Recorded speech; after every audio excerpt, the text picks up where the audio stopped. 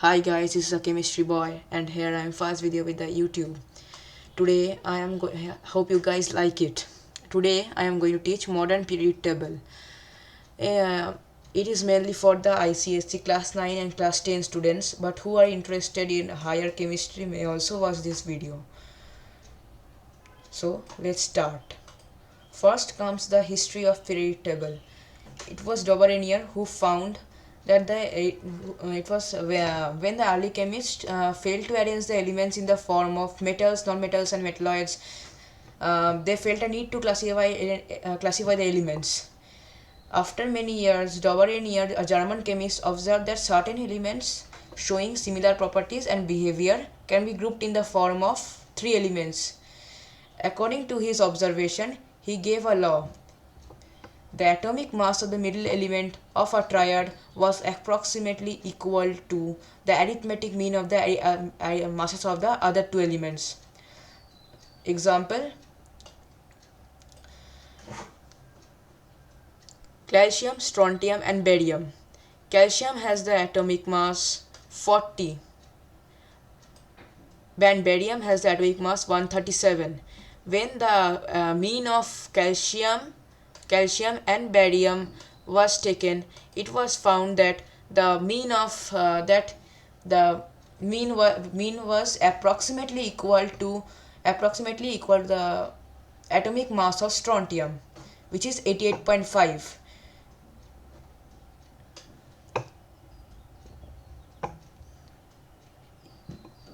Reasons for discarding the law of triads.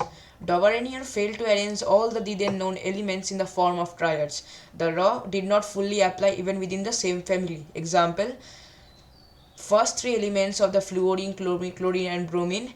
It was found atomic mass of fluorine and bromine came to be 49.5 and not 39.5, and the atomic mass 49.5 was nowhere equal to 35.5, which is the actual atomic mass of chlorine. So Doberenier failed in his way. Now Newland proposed his new law of octaves. He found that when elements are arranged in the increasing atomic mass, he found that every eighth element had the properties of the first element, just as the eighth note of the musical octave. Based on his experiment, he gave the following law. When elements are arranged in increasing order of atomic masses, the properties of every eighth element starting from any element is a repetition of the properties of the starting element. And hence he was successful in his way for a little. And there comes the merits of Newland's law of octaves. This system worked quite well for lighter elements. For example, lithium, sodium, potassium were brought together. By lighter elements we mean the first 20 elements of the periodic table. Okay. Second point, it relates the properties of the element to their atomic masses. For the first time it was shown that there is a distinct periodicity in the properties of the element. Now there were some valid reasons for discarding the law of valid reasons for discarding the law of octave. First point, this type of classification did not work with heavier elements, i.e. those lying beyond calcium, as it was told. As more and more elements were discovered, they could not be fitted into the Newland's octaves. Second point, Newland adjusted cobalt and nickel in the same slot, and these elements were placed in the same column as fluorine and chlorine, which are liquids and gases and liquids respectively, and have very different properties than this. Iron, which resembles cobalt and nickel, has placed far away from these elements.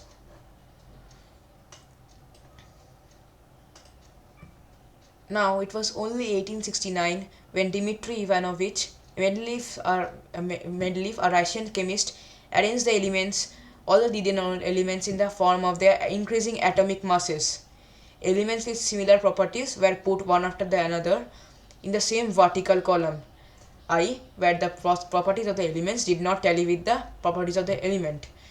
Based on his observation, he gave a law. The physical and chemical properties of the elements are a periodic function of their atomic masses. There were many merits of Mendel's periodic table. Uh, First, the grouping of elements. In order to make sure that the elements having similar properties fell in the same vertical column, Mendeleev left some gaps in his periodic table. These gaps were made for elements not known at that time. Mendeleev correctly thought that those elements would be discovered later. Prediction of the properties of undiscovered elements. He predicted the properties of some then known elements on the basis of he predicted the properties of the sorry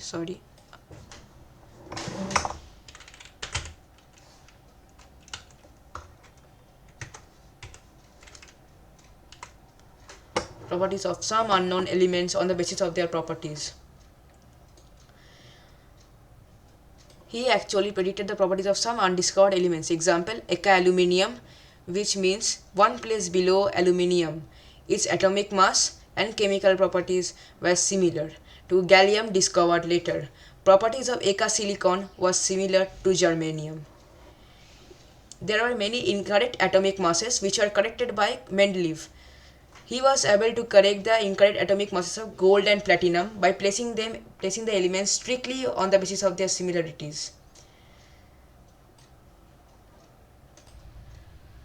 Now, as usual, there were some defects of Mendeleev's periodic table, such as the anomalous pairs. What do we mean by anomalous pairs? It is the masses of incorrect masses placed one after the another. See, argon with atomic mass 39.9 precedes potassium with atomic mass 39.1. Cobalt with 58.9 precedes nickel with atomic mass 58.6. Tellurium with atomic mass 127.6 precedes iodine with atomic mass 126.9. Position of isotopes. We know that the position of isotopes of an element are atoms of that element having similar properties of similar chemical properties and behavior but different atomic masses. So they should have been so according to Mendeleev's periodic table, they should have been given a separate place in the periodic table, but that was not done by him.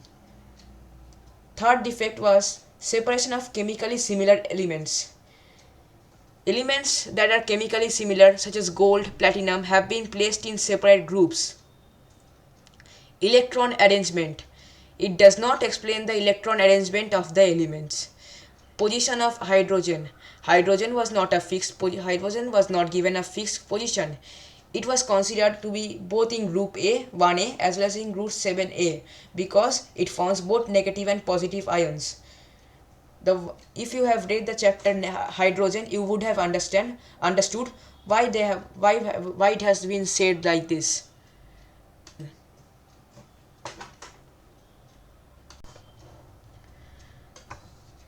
The modern periodic table was proposed in 1913 by English physicist Henry Moseley. He founded the atomic number by passing anode rays of different metals. Thus, by his observation, he propounded the modern periodic law, which is as follows. The physical and chemical properties of the elements are a periodic function of their atomic masses. As here you can see, the elements are placed according to their atomic numbers.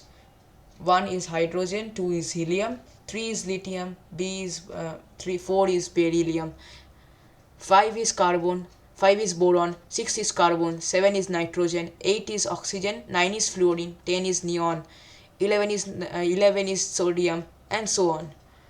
If you are studying in class 9, you have to study only up to 20, i.e. calcium, and if you are in 10, you have to study up to 30, i.e. zinc.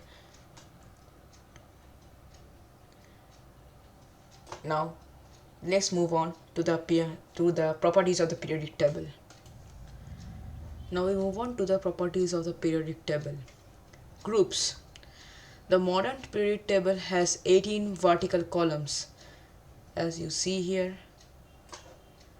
1, 2, 3, 4, 5, 6, 7, 8, 9, 10, 11, dot dot dot dot dot 18. You see?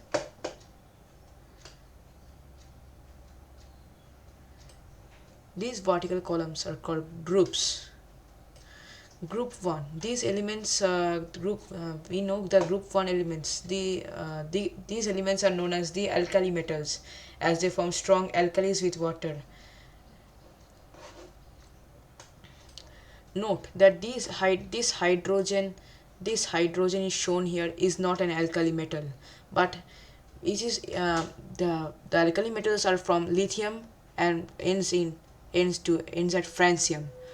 Hydrogen is only shown here because it shows similar properties with alkali metals. Now we move on to group 2 or alkaline earth metals. They form the weak alkalis as compared to group 1 elements. As you see here, it starts with beryllium and ends with radium, which is a very dangerous element. Group 3, 4, 5, 6, 7, 8, 9, 10, 11 and 12 are known as transition elements. They have their two outermost shell incomplete.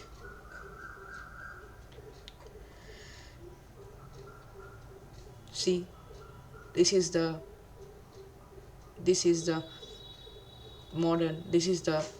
transition elements. Group 13 or the boron family, as boron is the first element in that group. See, boron is the first element and so it is called boron family. Group 14 is called carbon family because carbon is the first element. As you see here, carbon is the first element. Group 15, nitrogen family, the same reason. Nitrogen starts with nitrogen. 515 starts with nitrogen and ends with UUP, pentium. Group 16 or the oxygen family. Same reason, oxygen starts with oxygen and ends with polonium, which is again a very dangerous metal element. Group 17. These elements are form salt, so are known as halogens. Fluorine, chlorine, bromine, iodine, astatium. Note that this is not a group 17 halogen. It is just shown because it came in continuation with the actinium series. Group 18 elements also called the zero group because it contains noble gas. You all know what is a noble gas. Helium, neon, argon, krypton, xenon, neon and octium. And hence we move on to the periods of the periodic table. Now we start periods. Periods are the 7 horizontal rows in the periodic table. As you see here, hydrogen 1, 2, 3, 4, 5, 6 and 7.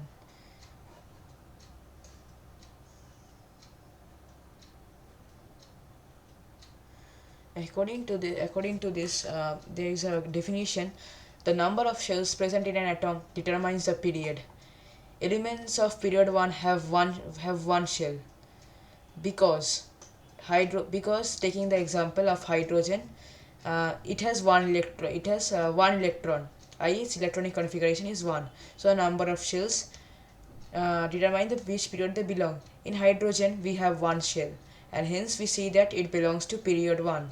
Elements of period 2 have two shells, viz. Lithium having 2 shells and having the electronic configuration 2 1 and having 2 shells, and hence it belongs to period 2. Taking any other example of period 2 elements will make you understand. Taking the example of beryllium, we have its atomic number is 4.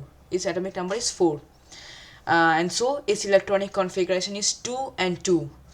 and hence it also has two shells. That is why it also belongs to period 2.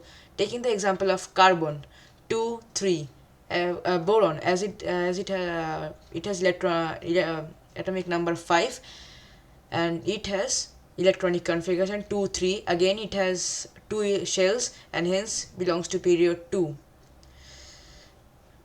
Now is that clear? Now we move on to period 4. So period 3 has 3 shells and period 4 has 4 shells.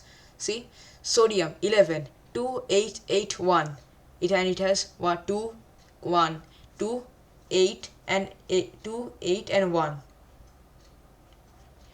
And hence have 3 shells. Taking the example of magnesium, it has 2 8 electronic configuration is 2 8 2, and it has 3 shells, and hence it belongs to period 3. Taking the example of aluminium 2 8 3, it has 3 shells, again it has 3 shells, and it belongs to period 3. Taking the example of silicon 2 8 4, again it has 3 shells, and hence it belongs to period 3. Period 4 has the same, it moves on like this, having the same having the period number to which it belongs have the same number of shells. See the example of potassium 2 8 8 1, it has 4 shells. Calcium 2 8 8 2, it has 4 shells.